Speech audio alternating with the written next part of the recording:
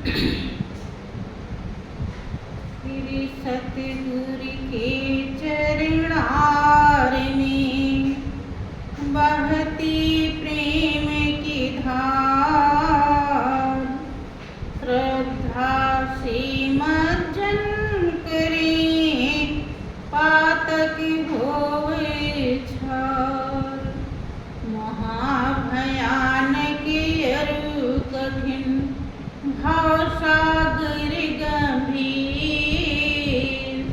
नाम जहाज बिठाए कर मेटे जन की पीर। शाश्वत सुख की खोज में भटके जीव दिन रैन, सतगुरु की अनुकंपा बिन कबहु न पावे चैन।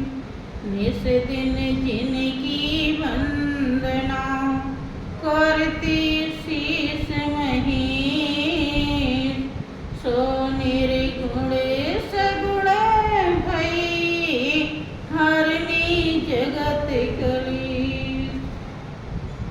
परम पुरुष गुरुदेव जी शाश्वत शांति निधान, बार बार दंडवत करूं सकल सुखों की खान।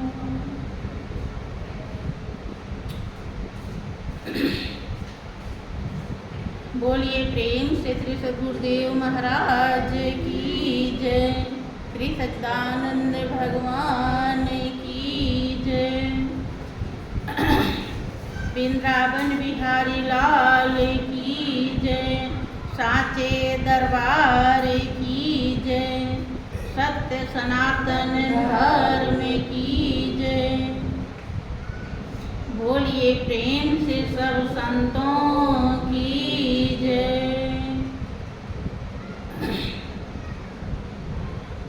प्रिय भाई बहन,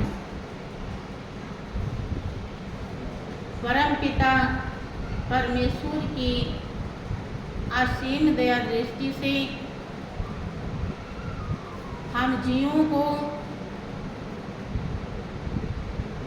सत्संग का महापावन अवसर मिला हुआ है। वास्तव में ये अवसर जिसके जीवन में मिल जाता है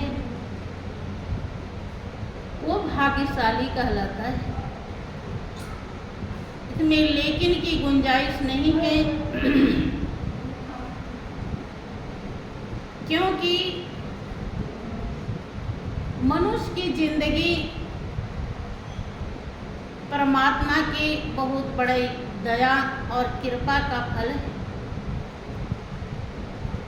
भगवान राम ने प्रजावासियों को समझाते हुए स्पष्ट किया है कि कबहु के करी करुणा नर देहि, और देत ईस बिनु हेतु सनेहि। वो करुणा निधान दया के सागर प्रभु जब दया करते हैं, देखते हैं कि जीव 84 लाख योनियों में भटकते भटकते अथाह कष्ट उठा लिया है, तब वो मनुष्य की जिंदगी प्रदान कर देते हैं। अगर सत्संग ना मिले तो इस दया और कृपा का हम लाभ उठा नहीं पाते।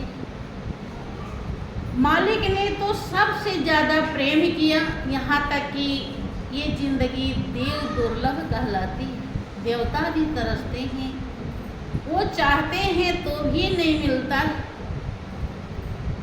दुर्लभ का मतलब होता है कि चाहे भी फिर भी ना मिले, बड़े मुश्किल से मिले। ऐसी जिंदगी हमारी तभी सफल होती है जब सत्संग मिल जाता है। और सत्संग क्या बताता है? जीवन की सच्चाई, वास्तविकता, जीवन जीने की कला। हम इस जिंदगी में कैसे जिए, हमारा स्वभाव कैसा होना चाहिए, हमारा आचरण कैसा होना चाहिए, हमारे भाव कैसे होने चाहिए, इस दुनिया में किसके प्रति क्या विचार, क्या सदाचार, ये सत्संग सिखाता है। एक भक्त का अनुभव है, उसके अनुभव से हम सीखें, क्योंकि महाजनों येन गता सा पंथ, जिससे महापुरुष गए हैं, मंजिल पाए हैं, अपने सुख शांति आनंद को प्राप्त किया है, जीवन जीना सीखे हैं, वही रास्ता हमारे लिए भी है। इतना जरूर है कि पहले बड़ी कठिनाई से ये रास्ता मिलता था। जब हम अपने विकारों को भूल जाते थे, विकारों को समझ जाते थे कि हमारे लिए ये हानिकारक है या लाभदायक, तब हमें ज्ञान प्रदान किया जाता था। लेकिन आज विकारों के रहते हुए ज्ञान दे दिया जाता है, जिसके नाते हम जीवन जीना सीख नहीं पाते। हाँ, महापुरुष संत सतगुरु हमेशा प्रयासरत रहते हैं कि ताकि आप सीखें। जिसने सीखा है उसने क्या कहा?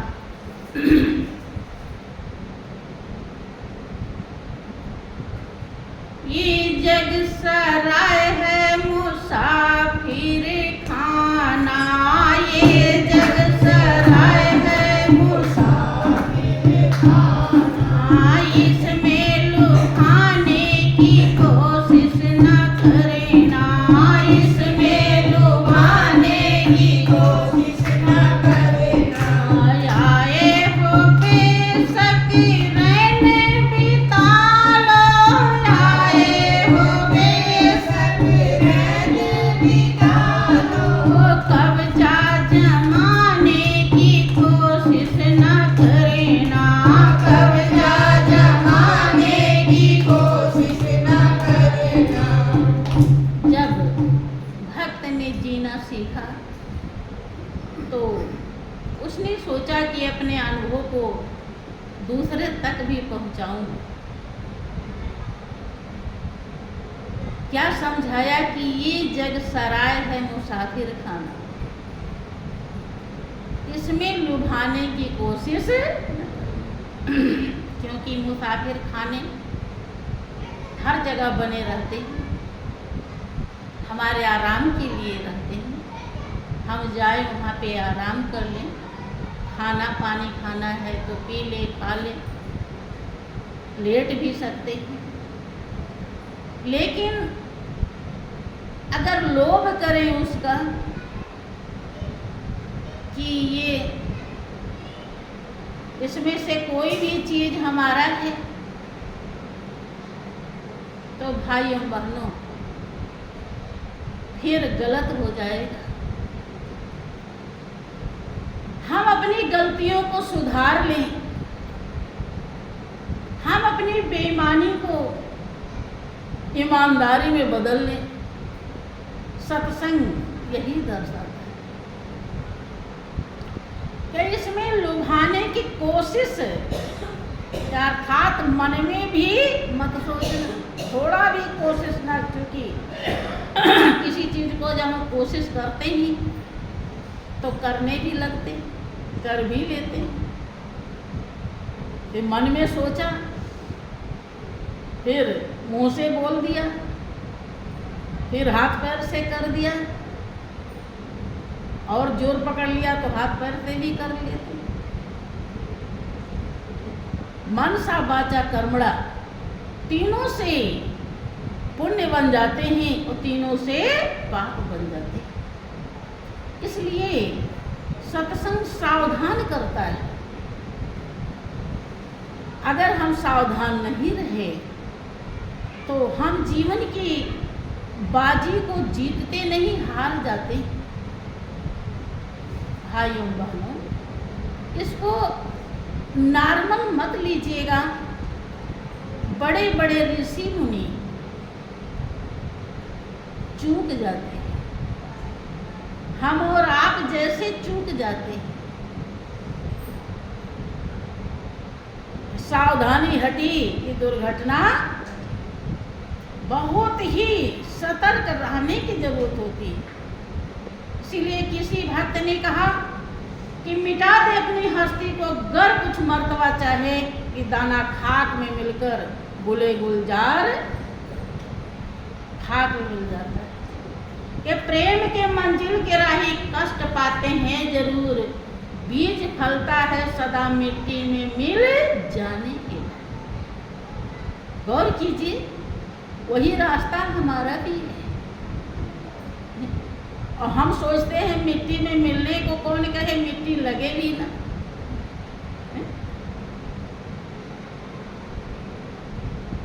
अभी यहाँ पे आप लोग आए, अभी कहीं कूड़ा पड़ा रहे,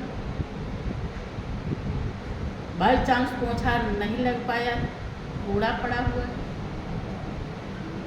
तो कोई बिरले प्रेमी ऐसा होगा जो ये सोचेगा कि वो काश हम आए होते और झाड़ू पोछा लगा लिए होते, तो ये कूड़ा किसी प्रेमी को बैठने में दिक्कत नहीं देता, ये गंदगी साफ हो जाती। ऐसा कोई बिरले सोच सकता है। और नहीं तो ये सोचेंगे कि यहाँ तो गंदा पड़ा हो, यहाँ तो साफ नहीं हुआ है। ऐसा ही सोचते, क्योंकि हम अपनी हस्ती को मिटाए, मिटाना पड़ेगा। कि गर अभिमान मिटाना कठिन है तो प्रियतम को पाना कठिन। हमारे अंदर किसी की थोड़ी सी उल्टी बातें बहुत जल्दी रिएक्शन करती हैं। क्यों? क्योंकि हमारा जो अभिमान है, मैं की भावना है, वो गई नहीं होती है। अगर थोड़ी सी हटी है तो फिर वहीं पर पहुंच जाती आगे। जिस दिन हम समझ लें कि जब हम गर्भ में आए तो भी कुछ नहीं किया, कोई और कर रहा था, बाहर किसी और शक्ति ने की, और बाहर पालन पोषण किसी और से कराया, जुबान किसी और ने प्रदान करी, आँख की रोशनी, कान में सुनने की क्षमता, जीवा में स्वाद नली किसी और ने दिया। कोई भी एक रोम भी तो हमने कुछ नहीं निकाला, कुछ किया ही नहीं इसके लिए। जो कुछ है सब दूसरे का है या नहीं है? क्या हमें ये समझ में आता है कि सब कुछ दूसरे का है? अगर समझ में आ जाए सब कुछ दूसरे का है तो कोई गलत भी कहता है तो क्या दिक्कत? अच्छा कहने पर हम फूलेंगे नहीं और बुरा कहने पर हम नाराज नहीं होंगे। लेकिन ऐसा नहीं हमारे अंदर आता। यही सीखना है। धीरे धीरे धीरे रे मना, धीरे धीरे सब कुछ हो। हमें रोज कुछ ना कुछ बैठ करके अपने गलतियों को, अपने विकारों को, अपने कर्मों को, अपने आचरण को निगरानी रखना चाहिए, ध्यान देना चाहिए। जब हम ध्यान देंगे तो पकड़ में आएगा। और जब हम ध्यान ही नहीं देते हैं, हम सोचते हैं वो बुरा है, हम बुरे नहीं। और जब तक ऐसा रहेगा तब तक हम कभी अपनी, वही जिक्र आता है कि कोई इंसान बहुत परेशान था, तो किसी संत से मिल गया, दुखी था बहुत। सज्जन ने कहा कि क्यों दुखी हैं आप, क्या बात है? कहने लगे कि मैं सुखी होना चाहता हूँ, लेकिन सुखी हो नहीं पा रहा हूँ, सुख मिल नहीं रहा मुझको, मैं क्या करूँ?